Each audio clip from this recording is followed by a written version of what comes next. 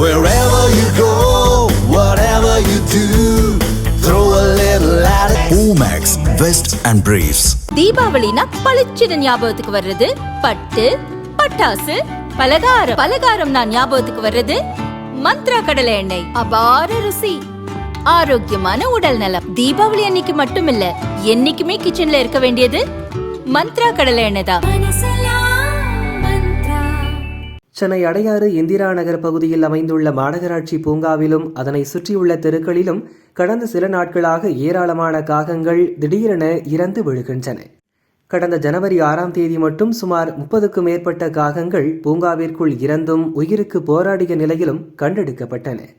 புத்தாண்டு தினத்துக்கு பிறகு இப்படி அடிக்கடி நடக்கிறது.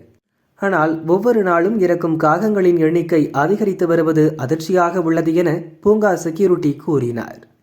காகங்கள் தரையில் விழுந்து ஒரு நாள் முழுவதும் உயிருக்கு போராடி பின்னரே இறக்கின்றன. இது ஏதேனும் தொற்று நோயாக இருக்கலாம் என்கிற சந்தேகம் எழுந்தது. சென்னை மாநகராட்சி அதிகாரிகள் ஜனவரி 7ஆம் தேதி சம்பவ இடத்திற்கு நேரில் சென்று ஆய்வு செய்தனர். உயிரிழந்த காகங்களின் மாதிரிகள் மற்றும் அந்த பகுதியில் உள்ள நீர் மாதிரிகளை சேகரித்து தமிழ்நாடு கால்நடை மருத்துவ அறிவியல் பல்கலைக்கழகத்திற்கு ஆய்வுக்காக அனுப்பினர். பூங்காவை சுற்றியே காகங்கள் அதிகம் இறப்பதால் உணவு நச்சு அல்லது நீர் மாசுபாடு காரணமாக இருக்கலாம் என மண்டல சுகாதார அதிகாரி டாக்டர் ஷீலா கூறினார்.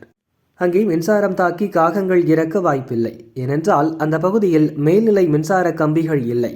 ஒருவேளை அடையாறின் மற்ற பகுதிகளிலும் இதுபோன்ற மரணங்கள் நிகழ்ந்தால் அது வைரஸ் தொற்று காரணமாக இருக்கலாம் என கால்நடை மருத்துவர்கள் கூறினர். இதற்கிடையே இறந்த அல்லது உயிருக்கு போராடும் காகங்களை வெறும் கைகளால் தொட வேண்டாம் என அதிகாரிகள் அறிவுறுத்தினர்.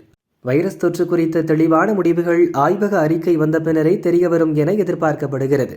அடையாறு பகுதியில் நிலவும் இந்த அசாதாரண சூழலை மாநகராட்சி அதிகாரிகள் மற்றும் சுகாதாரத்துறையினர் தொடர்ந்து கண்காணித்து வருகின்றனர்.